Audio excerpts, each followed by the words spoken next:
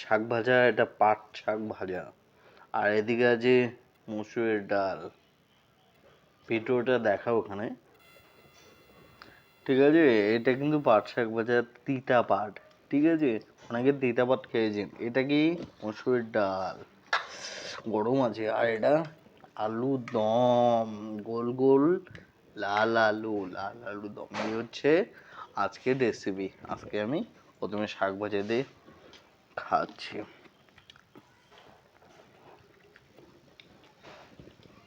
কাসুন আনতে হবে, কাসুনকে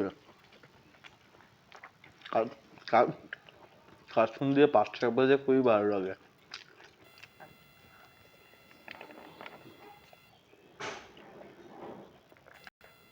last byte শাক ভাজা দিয়ে।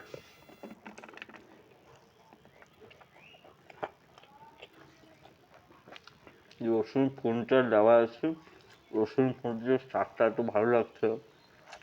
Heavy heavy.